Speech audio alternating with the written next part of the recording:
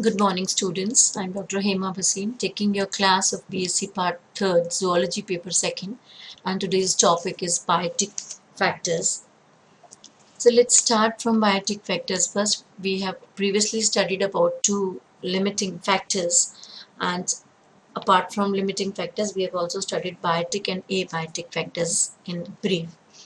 Now, ecosystem में अगर अब हम देखें तो इकोसिस्टम दो कंपोनेंट से मिलके बनता है, एक बायोटिक फैक्टर और एक abiotic factor. Biotic factors are all living factors including plants and animals, और ये सब के सब मिलके बायोटिक फैक्टर्स बनाते हैं. इसके अंदर इनको हम तीन में डिवाइड कर सकते हैं: प्रोड्यूसर्स उत्पादक, कंज्यूमर्स यानी उपभोक्ता, और डिकम्पोजर्स यानी कि विघटक. इनको इन तीनों में बांटा जा सकता है. ऐसे ही abiotic factors are all physical and chemical factors. They can also be divided into three parts: inorganic, अकार्बनिक, ऑर्गेनिक, कार्बनिक, और फिजिकल क्लाइमेट यानी भौतिक वातावरण में. तो इस तरह से सारे living factors, example plants, animals, fungi, bacteria, और non living abiotic, water, sunlight, soil, air और टेम्परेचर.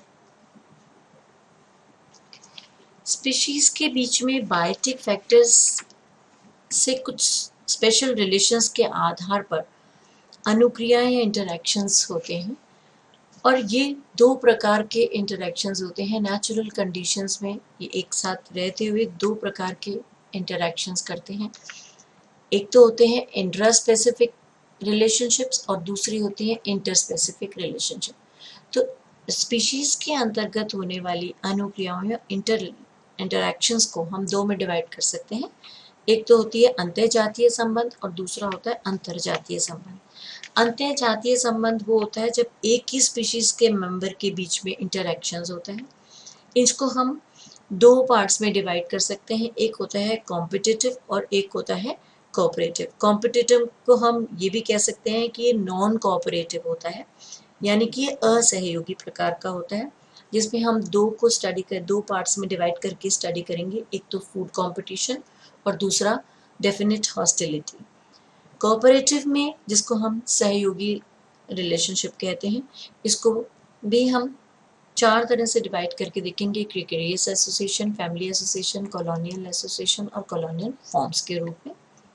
अंतरजातीय रिलेशनशिप्स में अलग अलग दो स्पीशीज के बीच में इंटरैक्शन होता है. So it is between the members of different species, और इसको भी हम दो सब हेडिंग्स में पढ़ेंगे. एक तो होगा कोऑपरेटिव सहयोगी और दूसरे होंगे नॉन कोऑपरेटिव या असहयोगी.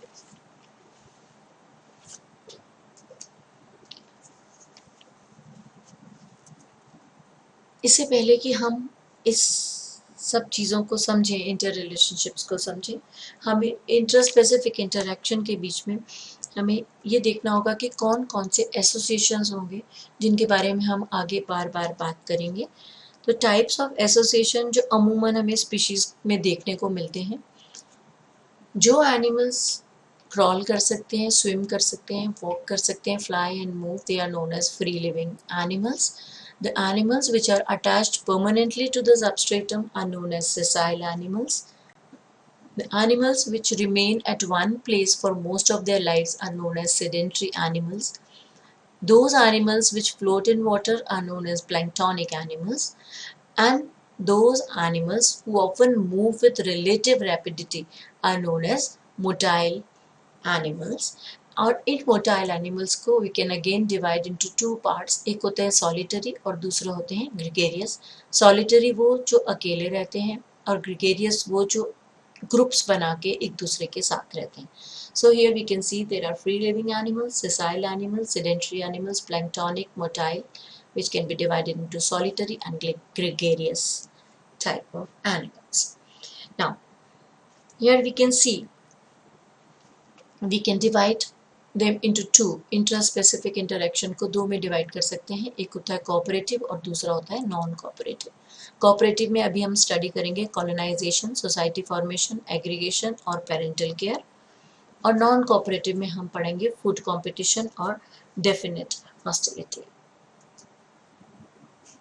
कोऑपरेटिव इंट्रास्पेसिफिक इंटरैक्शन में सबसे पहले कॉलोनाइजेशन, जिसको हम निवहीकरण कहते हैं, कॉलोनाइजेशन से ही पॉरीफेरा समूह का विकास हुआ और इसमें सारे के सारे इंडिविजुअल्स जितने भी होते हैं कॉलोनी में, कॉलोनी बना के रहते हैं। जैसे हम स्पॉन्जेस को देख लें, ये देखिए आप यहाँ डायग्राम में दिखाई दे रहा है कि ये सब एक साथ कॉलोनी बना के रहते हैं। फिर आता है एग्रीगेशन, जिसको बोलते हैं सामूहिककरण। ये भी कॉलोनाइजेशन के समान ही है, मगर यहाँ पे मेंबर्स या तो स्वभाव से ही समूह बनाकर रहते हैं या कुछ विशेष परिस्थितियों का मुकाबला करने के लिए अस्थायी तौर पर समूह में इकट्ठे हो जाते हैं। और ये जो समूह में इकट्ठे हो जाते हैं, ये सब किसी न किसी कारण से होंगे, जैसे हमने बात करी, जिसमें कुछ कारण ऐसे हैं। पहला, सेफ्टी के लिए, यानी अपनी सुरक्षा के लिए ये समूह में रहकर अपनी अच्छे से सुरक्षा कर पाते हैं। दूसरा, हीट या थर्मल कंजर्वेशन, जिसको हम कहते हैं कि ताप संरक्षण करते हैं। इंसेक्ट्स, बर्ड्स, ह्यूमंस में ज़्यादा टेम्परेचर होने से निपटने के लिए समूह बनाकर ये सारे के सारे एनिमल्स रहने लग जाते हैं। फिर आता है तीसरा, फैमिली आर्मर। फैमिली आर्मर का मतलब पारिवारिक कवच बना के रहते हैं। एक भैंसा होता है जिसको बोलते हैं बाइसन, ये अकेला कभी भी भेड़ियों का मुकाबला नहीं कर सकता और इसीलिए वो मारा जाता है। तो ये ग्रुप बनाकर, फैमिली आर्मर की तरह ग्रुप बनाकर एग्रीगेट होकर चलते हैं और जब भी कोई इनके ऊपर भेड़िया अटैक करता है तो ये सारे के सारे इस तरह से अब घेरा बना लेते हैं और इस तरह से घेरा बनाते हैं कि इनका सबका मुंह बाहर की तरफ होता है उस घेरे के और बीच में ये अपने फैमिली को प्रोटेक्ट करते हैं। तो इस तरह से ये एक फैमिली आर्मर की तरह पारिवारिक कवच के रूप में एक्ट करते हैं। फिर आता है अटैकिंग या ऑफेंसिव टेंडेंसी, जिसको हम आक्रमणकारी प्रवृत्ति कहते हैं। लोकस्ट का एग्जाम्पल है इसमें। लोकस्ट का विशाल झुंड जब एक साथ जाता है, अकेला लोकस्ट किसी को भी नुकसान नहीं पहुंचा पाता, पर जब ये लोकस्ट का विशाल झुंड बनाकर एक साथ अटैक करता है तो ये बहुत सारी फसलों को चौपट कर देता है। तो ये एग्रीगेशन का इनका फायदा होता है। अब आता है society formation. Now, in social organization, success is often measured in terms of survival of colony. यानी समाज निर्माण की प्रकृति और इस तरह की सोसाइटी फॉर्मेशन के लिए सर्वाइवल ऑफ कॉलोनी या प्राणियों की सफलता में अत्यंत लाभकारी फैक्टर होता है। आइसेनबर्ग ने 1965 में कहा कि ऑर्गेनाइज्ड सोसाइटी में निम्न कैरेक्टर्स पाए जाते हैं, ये डिफाइनिंग एट्रीब्यूट्स इनके अंदर पाए जाते हैं। पहला, इनमें कम्युनिकेशन सिस्टम बहुत बढ़िया होता है। दूसरा, a division of labour based on specialisation, इनकी स्पेशलाइजेशन के आधार पर इनका काम बांटा हुआ होता है और उस सोसाइटी में अधिकतर देखा जाता है। तीसरा, कोहेजन, इनके मेंबर्स में एक टेंडेंसी होती है कि वो एक दूसरे के साथ प्रॉक्सिमिटी में रहते हैं। इट मीन्स वो कोहेजन शो करते हैं। So this is all about society formation. और लास्ट में आता है पेरेंटल केयर।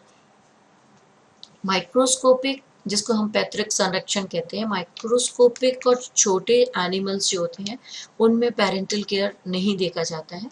जन्म के तुरंत बाद ही न्यूबॉर्न को प्रकृति के भरोसे छोड़ दिया जाता है, परंतु बर्ड्स और मैमल्स में कंपैरेटिवली अधिक विकसित रूप में ये पाया जाता है। ये देखिए यहाँ पे ये बर्ड्स अपना बच्चों के लिए खाना लेके आती हैं और उनको फीड कराती हैं। ऐसे ही सोसाइटी फॉर्मेशन में ये एग्जाम्पल देखिए, हनी बी में वर्कर, क्वीन और ड्रोन, उनकी डिवीजन ऑफ लेबर, उनकी स्पेशलाइजेशन के बीच पे उनको डिवाइड किया जाता है। Now, next comes, this was all about cooperative intraspecific interaction. अब हम बात करते हैं नॉन कोऑपरेटिव इंट्रास्पेसिफिक इंटरेक्शन की।